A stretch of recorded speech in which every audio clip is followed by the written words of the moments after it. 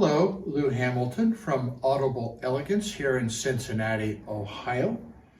We are located on Montgomery Road, a couple doors north of the Montgomery Inn, and right across the street from Montgomery Cyclery. So for you cyclery fans, we're coming up with spring. Maybe it's time to get your bike tuned up and stop on over and visit us.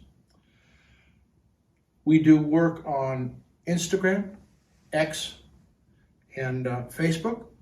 I also write a monthly blog, so enjoy those different resources.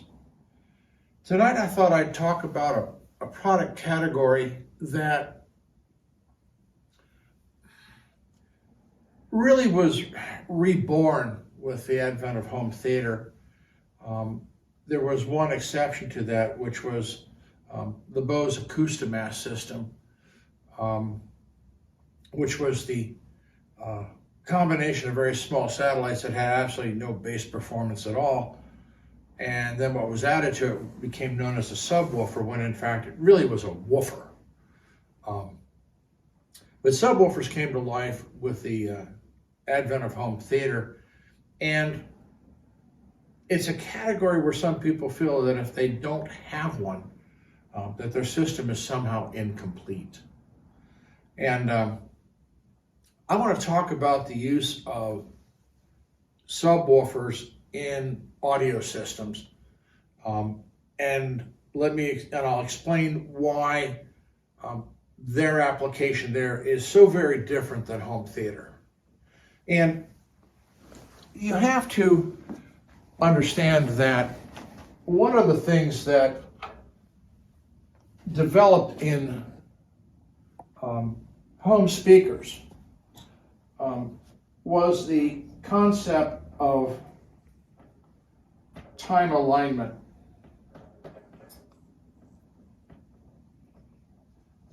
Probably the first one who was known for this was Dahlquist with the DQ10s, and when they came up with what was known as the mirror image, because the drivers were placed in such a way in an array that they were trying to get the time alignment right, and then they realized that if we mirror image them, we actually get it better. But more often than not, what has happened is that rather than the Sansui 27 speakers splattered on the front of a speaker like fried potatoes, what began to happen was the vertical alignment of the drivers,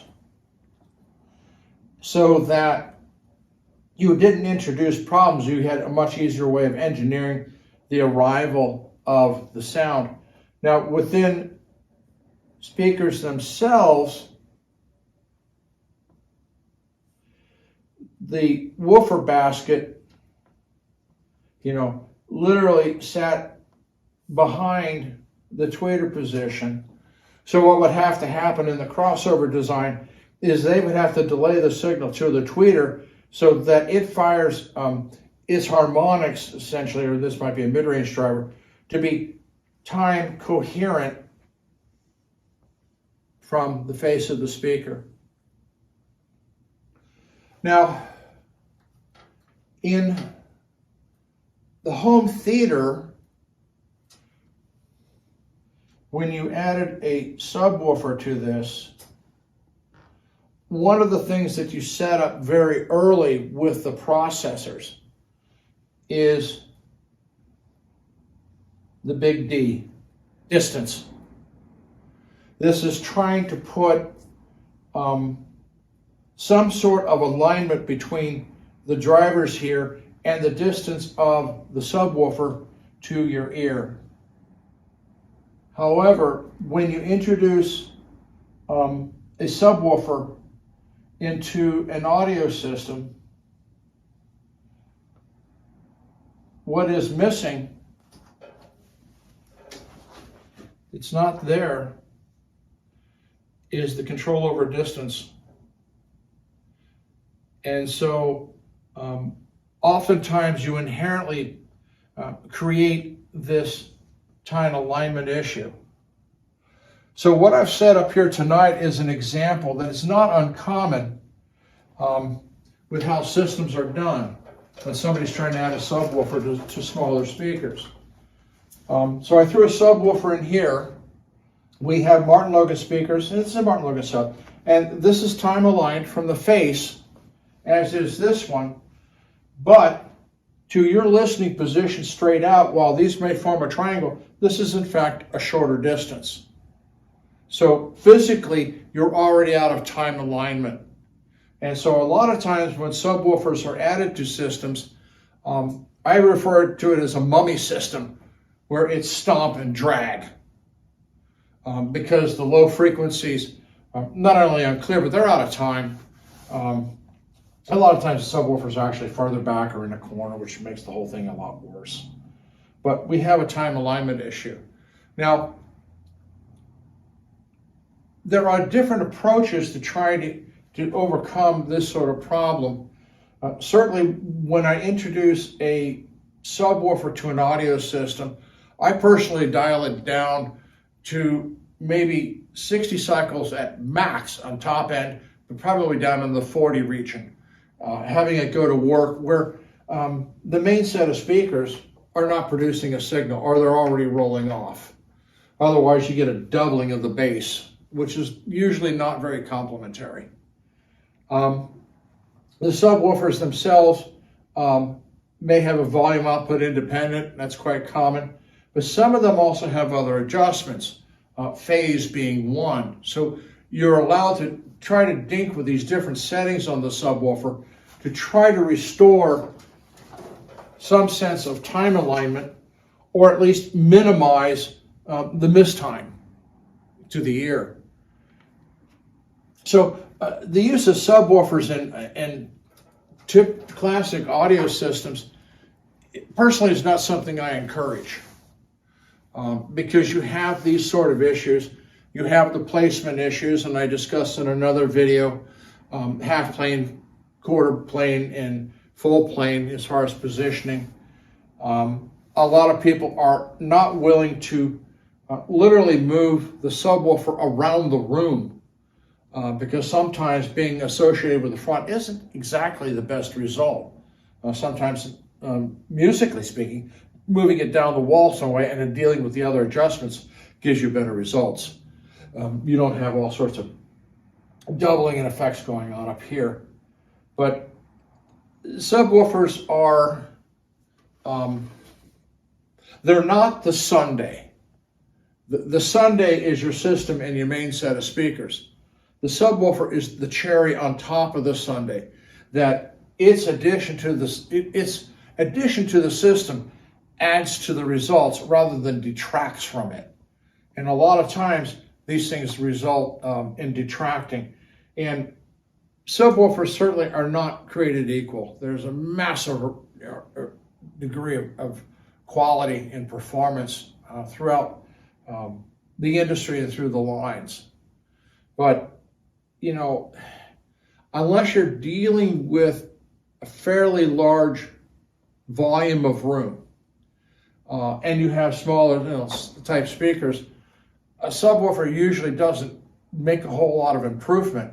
Where you're dealing with a large volume, that's where a subwoofer can really be beneficial, because trying to fill that volume of room with low frequency can be fairly difficult. And we understand that. But again, you still listen to what's going on. Again, I did it in other demos. One of my favorite pieces to use is Peter Gabriel, because a lot of his recordings, he's playing with very, very deep frequencies, playing in the netherworld, as I refer to it. And anything he's doing down there is in time with everything else that's going on in the music. It's not there just to make a bunch of racket at the bass. But you may have your own favorite music that has a full range. But what you want to do is look for something that has a rhythmic structure to it that you can follow and understand. And it's a lot more than pulling out E-Power Bigs or some sort of organ with real low tones in it. Because unless you understand the classical music and what should be happening, you'll be able to judge how much bass you're getting, but you're not going to understand whether the organist is really that talented or not, because it's just kind of a mess. So be careful when adding subwoofers to traditional audio systems, and make sure that when you add one, that it's actually increasing the enjoyment of the system, not just adding more racket.